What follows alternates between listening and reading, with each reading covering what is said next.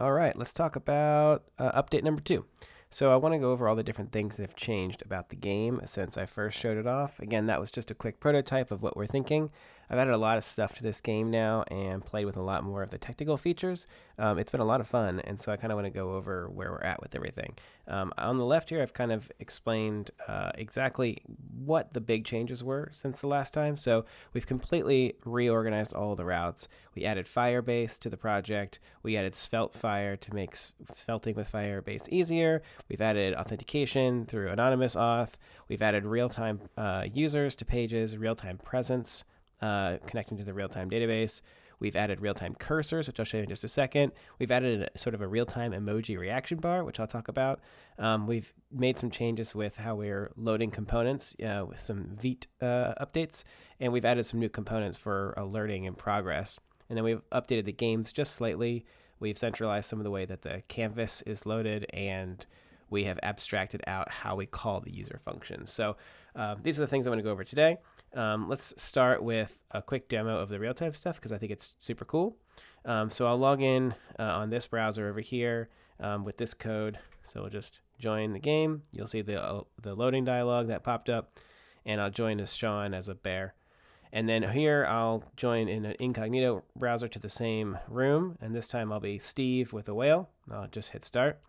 And so what you can see at the moment is that we now know that both players are in the room, which you can see here. And you can hover over them to see some tooltips. So that's another thing we've added is tooltips. And on the left, you actually can see my cursor. You can see where I am right now, which is pretty cool. And if I go over to this one, you can see that this is Sean. And so these are real-time cursors that are working all with Firebase and knowing who's in the room. That's all working great. If I'm this person, I can actually open the emoji bar and send an emoji, and it goes to everyone so they can see what just happened. So here we can give a thumbs up and say, Steve gave it a thumbs up, and if I'm over here and I'm Sean, I can say Sean got some eyes. Okay, and it's smart, so it knows that if I am going to the rocket launch page, I'm no longer on that page. I'm on a different page, and so I'm not going to be seeing the cursor over here because I'm not there, and all of this still works, and I can still give emojis because that is global. Okay, and that's using the power of Svelte's layouts, so I can talk about all that. So all the real-time stuff worked out pretty cool. But let's talk about the first thing, which is how I've completely reorganized all of the routes.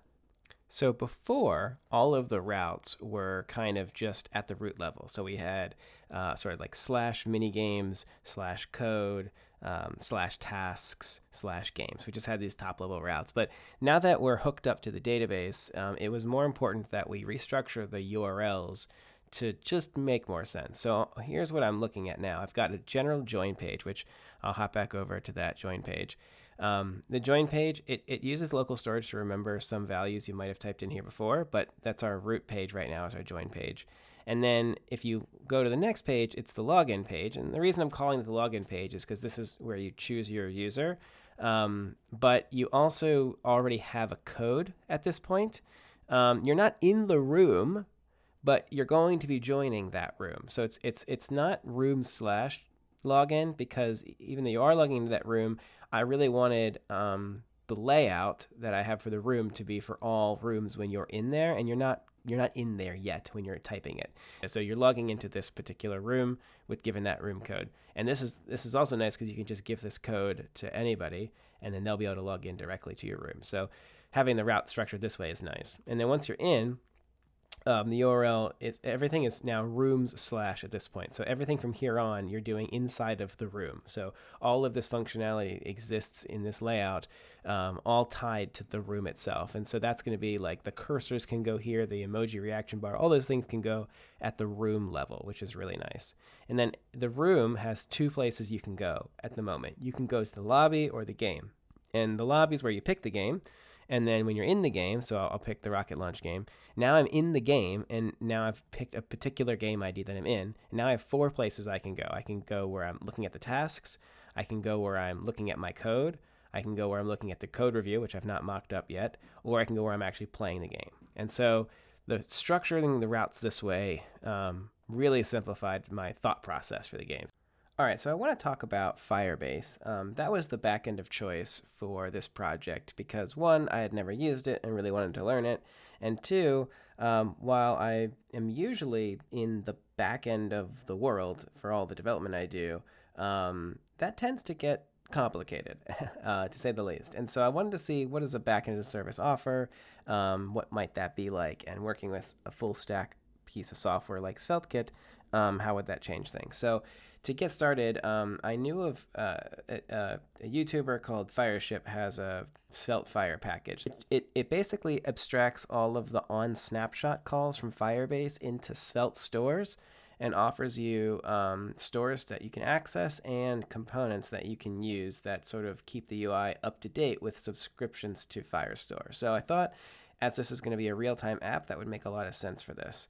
And so just to sort of show you what that looks like, I've in my main layout file from the very beginning of the app, I've got the Firebase app that comes from SvelteFire, and a couple other things. And the way they want you to use it is they want you to wrap your entire app in the Firebase app container. So the whole app is wrapped in Firebase that provides the auth and Firestore to it.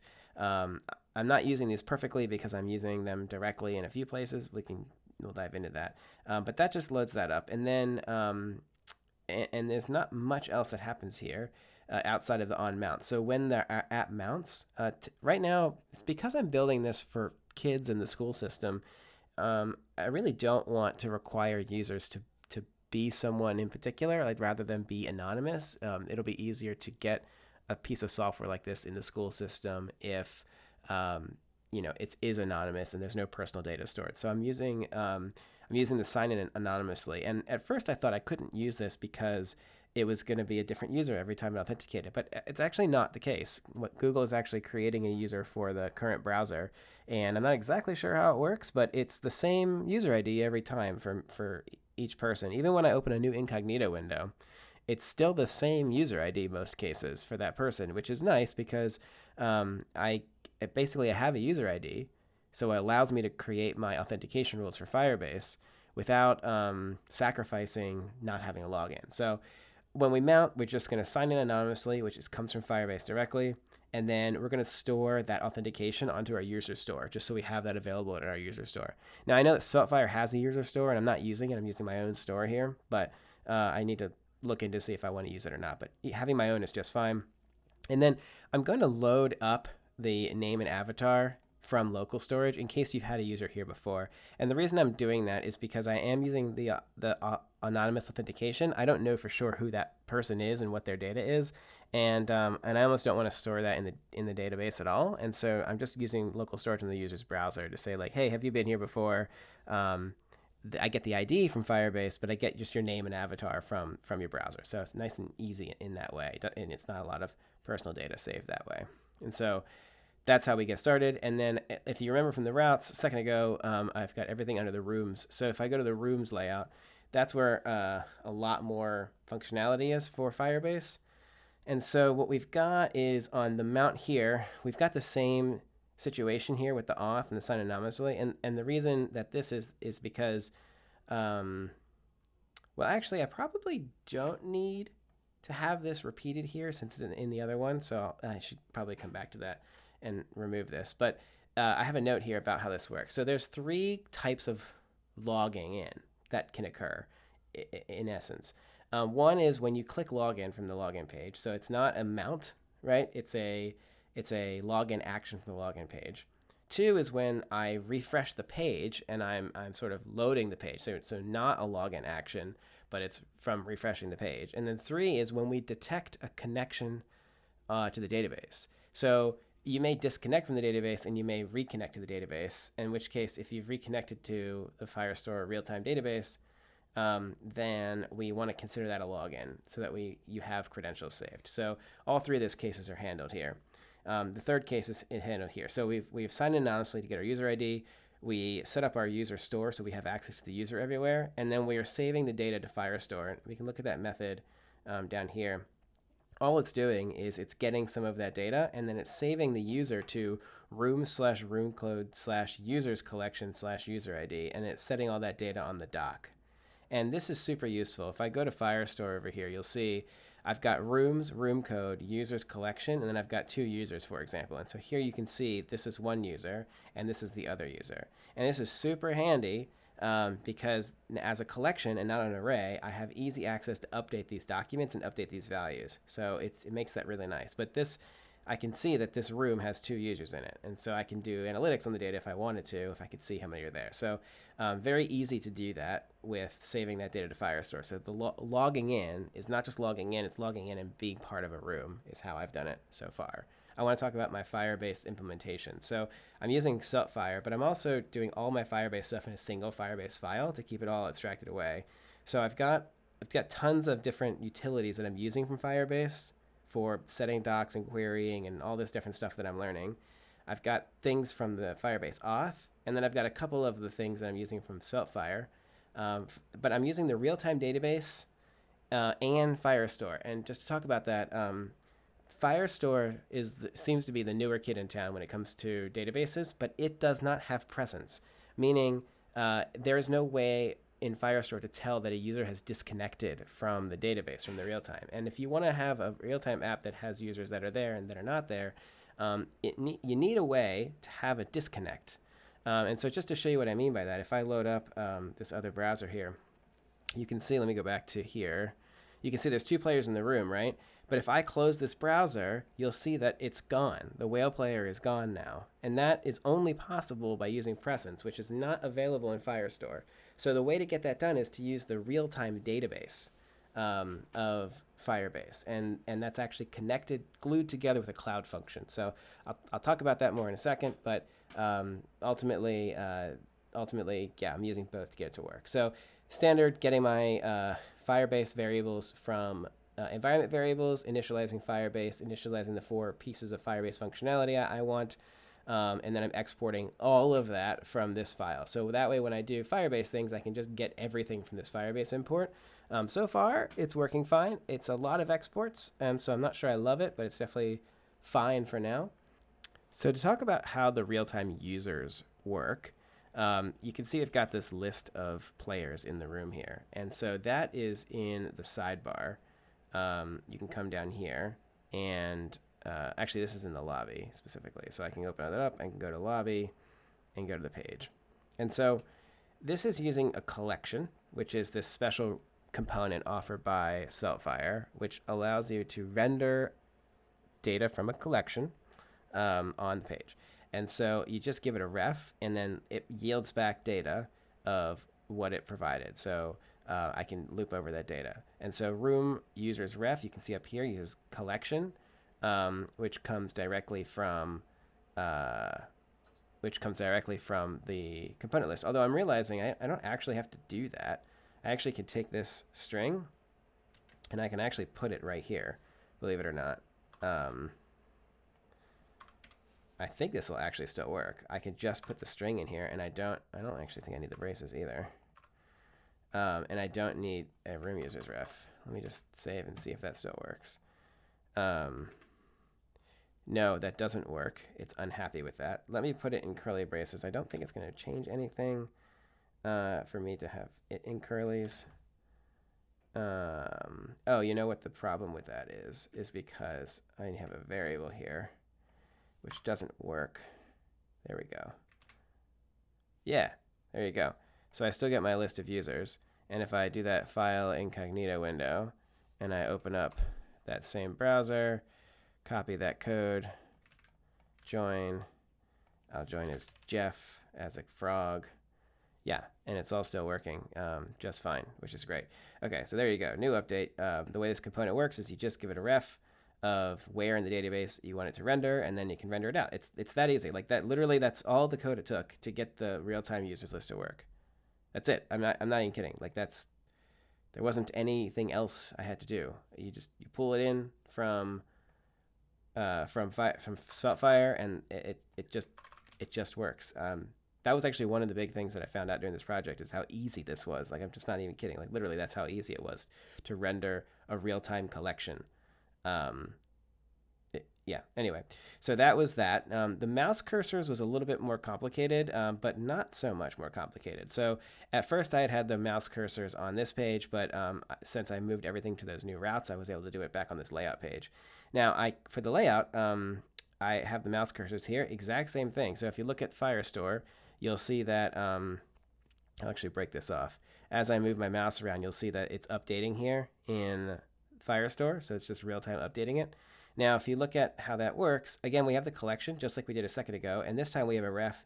And this time the ref is not just a string. And that's because it's going to be with a query. So it's not as simple. So here we're going to grab the collection using our Firestore instance. And it's that rooms params room code users. So same thing we did before. So we get the users ref.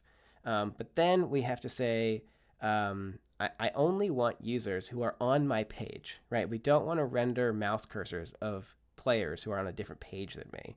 And so there we can just say, hey, match where the current route equals page URL path name. And page, this is given by Svelte, and current route is something that's stored whenever you, whenever we set your user, we set which page you're on. And we also change which page you're on, mind you, by doing, where is that? So navigating is a store that Svelte gives us, and so we can subscribe to the store. This is the same thing as using the $ syntax, but this reads a little bit better for me. Navigating.subscribe, we're going to update the document. So as we are navigating, we're going to change the document for me and set my current route. So that's literally all it takes for me to update my current page.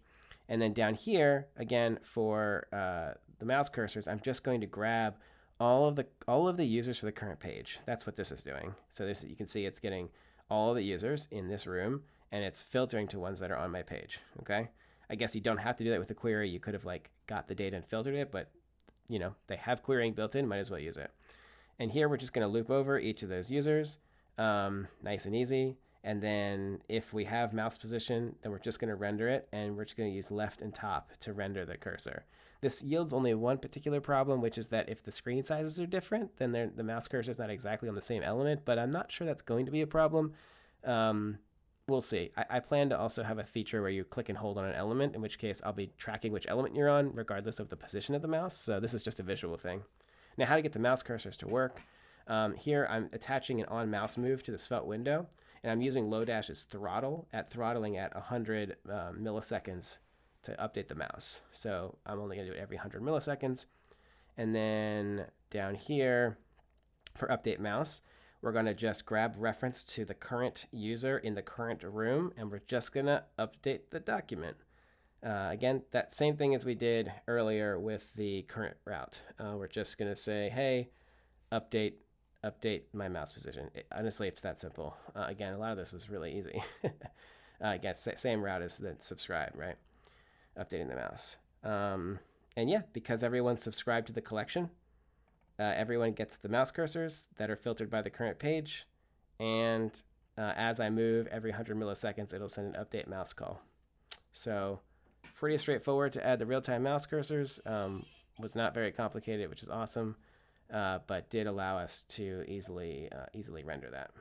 Okay, so I want to talk about presence a little bit. So again, to recap, Firestore does not have presence, but the real-time database does. And if you look at the console here, you've got two types of databases, real-time database and Firestore database. Firestore database seems to be the new kid on the block. It seems to be the new fancy technology that everything's moving towards, but it doesn't have presence. Presence meaning detecting when a user is disconnected. So to get this solution to work, what we have to do is implement the real-time database with the current user ID, and then we have to subscribe to the changes to this database in a cloud function, and using the cloud function to update the Firestore database. So that's the technique. So if we look at how that works, first if I go to the rooms layout, we'll be able to see, okay, so here is onMount. So in onMount, after we have a user in Firestore and have authenticated, we're going to get a reference to the real-time database to the endpoint called status/user ID. Okay, this is just sort of how it works. When you're connected to the database, you will have an ID in the status auth column. So if I go to real-time database over here, you'll see underneath the data, I've got a status collection or whatever they call it, and you can see that I've got these different sort of online and offline variables. And the way that data is available is that I am listening to the info connected event. Okay, and so that's just a special internal thing for the real-time database, is that when I detect a connection, okay, so on value comes from the Firebase SDK. So on value, reference to info connected. So when info connected gets a value, it's going to provide me a snapshot. And then I'm going to immediately, before I do anything else, say what happens when I disconnect. This is the feature that Firestore doesn't have. When I disconnect, I'm going to set the room code. I'm going to set the state to offline, and I'm going to set a last changed time. It's important to note that this timestamp is different than Firestore's timestamp. And then now that I've said what happens when I disconnect. Now when I do connect, I'm going to go ahead and set the room code status online and my last changed. Okay, and then I'm going to also save it back to Firestore, which is redundant. But again, if for some reason a disconnect occurs, I want to make sure when I do reconnect, which is inside of here, that I do make sure my data is saved to Firestore. So that's just an implementation detail about my thing. If you're going to use the real-time thing, you probably don't need to do that. So at any rate, so I'm getting a connection when I'm listening to the info connected. When I'm connected, I'm going to say what happens when I disconnect and when I do connect, which is just going to save it to the real-time database. Nothing special there, and that's it. That's all you have to do here. Now you need a cloud function that's listening to this database table. Okay, so to do that, I actually have initialized cloud functions in my project here. Probably shouldn't put that here inside a SvelteKit project, but I am anyway. This is not a mono repo, but whatever. Inside of functions source index, the code here is really small, which is nice. Basically, I'm going to get on value updated from the real-time database, and I'm going to get initialize app from the admin and get Firestore from the admin. So I'm going to initialize my app. I'm going to grab an instance of Firestore, and then I'm going to have a new function called on user status change. This is my name. I can name it whatever I want. On value updated, when I get a value update from the real-time database in reference to this particular user, so status user ID. Okay, so when it sees one of these changed, which we saw in the browser, it's updated whenever a user is connected or disconnected.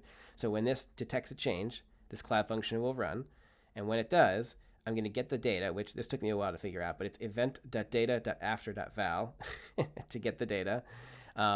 If the state of that data is offline, then I'm going to update Firestore. I don't need to do anything if I come online, because when I come online, I'm already coming into Firestore, so I don't have to detect that. But I do have to detect when I've gone offline. There's no way for Firestore to know when I've disconnected, but that's the point of the real-time database. It does know when I've disconnected. So when I've disconnected, we're going to get the rooms, data code room, users, the user ID, and I'm going to delete the record. So the way I'm handling it is I'm not updating a active or inactive or whatever. I probably will change that in the future, but right now I'm just deleting the whole user from Firestore when it no longer is here. And because I'm deleting the record in Firestore, and because the apps are subscribed to those user collections, they get the updates. So to deploy this, you just run Firebase deploy. It deploys this cloud function to the cloud function section here.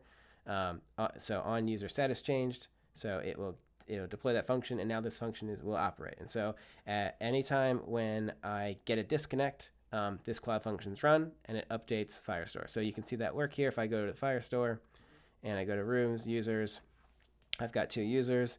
If I pull up this incognito user here, you can see it's this 8C2 user. If I close it, cloud function runs, and user is deleted. Okay, now there's only 1 user here in the collection. So, and then you saw earlier that updated the browser because I'm subscribed to it. Because I'm subscribed using Svelte stores, it's all updated. So not that much code, but did take a while for me to figure out, I will be honest about that. So again, that's the technique for getting presence to work. Now that it's working, it's great, but it did take a minute to get working in the first place. So one feature I thought was a fun little addition is how do the players communicate with each other? And again, in a school setting, well, originally I wanted to have a chat, but in a school setting, I'm not sure they would allow a chat to exist. And so in lieu of that, I thought, in GitHub, one of the most common used features is the reactions to code. So I thought, let's bring reactions to the front end of this game. And so the way this works is I've got this sort of emoji bar down here. So if you hover over it, it slides out. And then there's a bit of a hover effect on to show which one you're on. And then I can choose one, and then it's available for both players, as everyone, actually. Everyone can see who sent it and what was sent. Okay, so let's talk about how I built that real quick, because it's interesting. Not very difficult to build, but pretty fun. My model in my head for this was that I would I would have, let me go to Firestore, that I would have in the room itself, I would have this emoji reaction object, and then I would listen for that object. That's really all there is to it, and then everyone's listening to it. So if I go to layout, you can see what's being listened to right here. So you can see down here, the reaction display is just, it's using the doc helper, the doc component from SvelteFire. So it's just listening for this, for the room itself. So listening for the room, and then if the room has an emoji reaction, so you can see now it's null, but if it has an emoji reaction, then we'll go ahead and render the whole thing. We're using Svelte's transition scale to make it sort of slide it, or to make it scale in like you saw, and it's looking for an emoji, a set by avatar, and a set by name. So as long as it has those properties, it will go ahead and render this. So if we look at how it actually does it, so if you look at the emoji reaction bar here, the way it works is it's mostly using Tailwind to do a lot of this. So when you, it's a fixed bottom right, and then it's got a transition on it, and then when you hover, it sets the width to 18 rems. So when I hover, it sets the width to 18 rems. So that's what that is. And then in the bar itself, it's just gonna say, hey, when you click it, send a reaction, the particular emoji that you clicked. And if I look at send a reaction, it's gonna just produce this object that we just talked about. Ignore the log event stuff. I'm trying to get analytics logs to work. They're not working right now. And then I'm just going to update the doc and update the particular room reference with the emoji reaction, so this object here. And then I don't love this, but I don't know a better way to do it right now. After 1 second, I'm going to go ahead and remove my reaction. It looks like there is a TTL policy that I can add that I'm going to look into, so maybe I can use a TTL policy of this instead. And there might be an issue with like multiple players trying to like spam the button, but for now, it's okay. So basically, when you click the button, it will update the room, the entire room, with this reaction, and it will say what's in there. So if I go to Firestore, if I go to here, I'll click it, and you'll see it's rendered, and then 1 second later, it's removed. And the way that works, everyone's listening on it, so everyone gets the render. And so yeah, just a quick, just a fun way to sort of visualize a reaction for everybody. I think in the future, I'll have it where you can hover over it and then choose a name, and you can say send a reaction to a particular person instead of just to the whole team. But right now, sending it to the whole team is just fine. All right, so I want to talk about the new dialog components I'm using for this. So I'm using alert and loading, our new components that I've added. And the way I like to do my alert dialogs is that they are sort of a global utility that you use from code and not something that you render on the UI on every page, if that makes sense. So for example, in the layout, I'm rendering one alert and one loading and just one component. That's it. And then, I should mention how this at components thing is working because VS Code doesn't like it, but it does work. In the Vite config, I've added Vite config. I've added a resolver for at components, and that resolves to source lib components index and types. I did the same thing for types, so I can have global types and global components by saying at components or at types. And if I look at my components in my lib, you'll see I've got components with an index that just exports everything out of here. So it's just it's instead of having to import each component directly, I can just handle it here and then just import from at components. So it's just a nice, easy way to handle that. I saw that in another YouTube video. I can't remember which YouTube video it is that I saw that in. If you're watching this, sorry, I forgot which video that was. But alert and loading come in. They're rendered once on the main layout, and that's it. And to use them, they expose a method called on alert or show alert. I forget what I did. Show alert and show loading. Okay, so these just output this functionality. So for example, if I don't have a room code that I want to join, I get this error alert. And these, I've done a lot of dialogues and a lot in Svelte, and I went with a really simple approach for this. Show alert. So the way I've done this is I've got this component called alert.svelte, and it's using the dialog, the HTML dialog component. How nice is that? The HTML dialog component. It's new if you haven't heard about it, but it's got a really nice features where it has basically built-in dialog functionality that you can style. So it's got a dialog component. I'm binding this to the element, which is nice, and the element is available because, let's see here, let element. Oh, yes, element exists, and I'm binding it to this context of the dialog. The dialog is this, and therefore that's the element, and that allows me to access the properties of the dialog. And I'm using the context module here because this is sort of global for every instance of this component I would have. Instead of being for this particular instance, it's for all alerts. And the reason I'm doing that is because I can have an export here. And so I can export a method called showAlert, which is in the context here, and I'm using stores here. So the title and the body are stores, and so I can call showAlert and pass it these properties and then update these stores. And because those stores are global and updated, I'm able to use the value of those stores in the dialog here. So it's a really clean way to handle this. And this element.showModal, again, that is just pure JavaScript right there. There's nothing else going on there. That is built in. And if I look at the alert instead of the, or if I look at loading, very similar. I've got two functions, show loading and close loading. It's another dialog. Again, very simple. And yeah, it works the same way. I've just got a title body, and then I've got a show loading and a close loading, which is using element.close, element.showModal. So just really simple dialogues, which is great. And then it just allows me just a very easy control over show alert, show loading, close loading. It's just a very easy API to show it and hide alerts on the page to allow this type of functionality to exist. So really nice and easy for the way to do these alerts for now. All right, so I made a couple changes to how the games work. Not a lot here, so there's just a couple things to cover.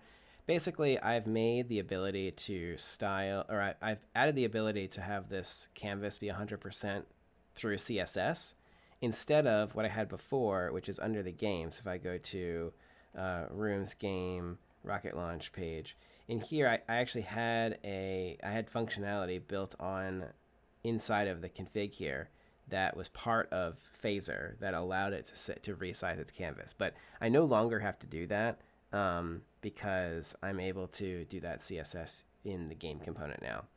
The other thing I did is I made a library function for, where is it here? Lib game invoke user function. So this actually runs the user code now. And this is similar to, I think I might have showed in the last video, how I'm running custom code. Basically, a function comes in. I'm going to split out. First, I'm going to split the code by line. Take out the first two lines, because if we go back to the code here, let me refresh this. Join, start, pick something, let's play. Okay, so here, I only want to run the function body. For ease of use of the player, I'm letting the whole function call be here, but the user really should not edit this or this. They really should only work inside of the function body.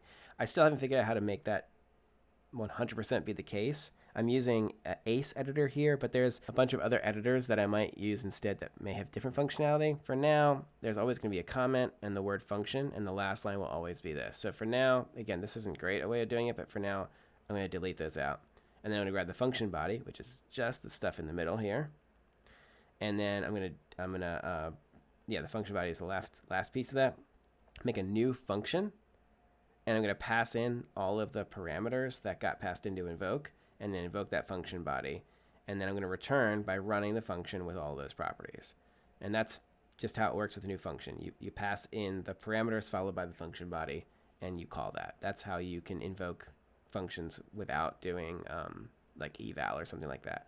So how I'm using invoke user function, so if I come down here, you'll see I've got a function in the game called run user function, so one more abstraction, but this is because I want to have a try catch around it because I want the game to be able to handle an error.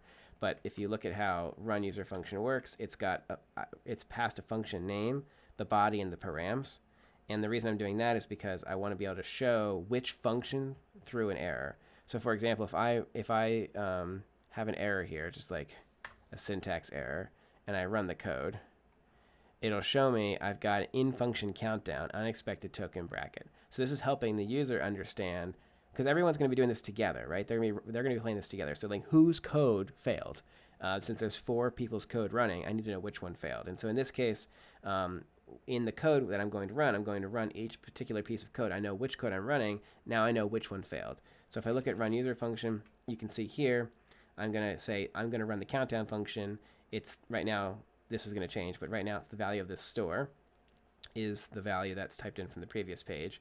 I'm passing it a key value pair. In this case, it's the name of the parameter and the name of the parameter that should be named to the user, and then the value of that parameter that's being passed in.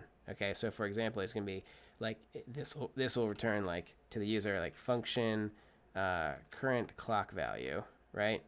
And then it will call that with this value. Okay, so when the user is playing with it, current clock value will be called with this value. Okay, so I've sort of reduced my syntax down to make it a bit easier to work with.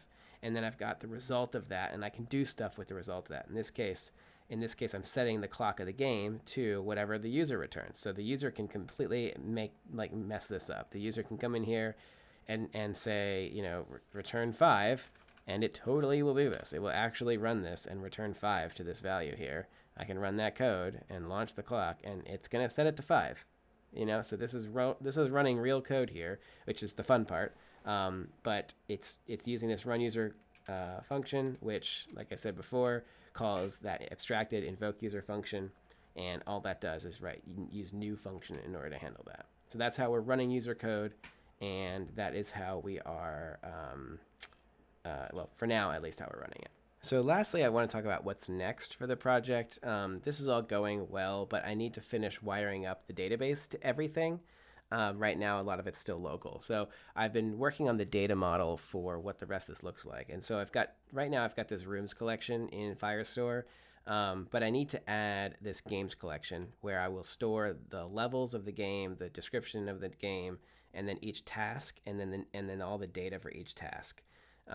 All of this needs to be stored so that then it can be used in these user collections. So right now, a user has these properties in Firestore, but a user needs to have tasks, and the task needs to correspond to the game tasks.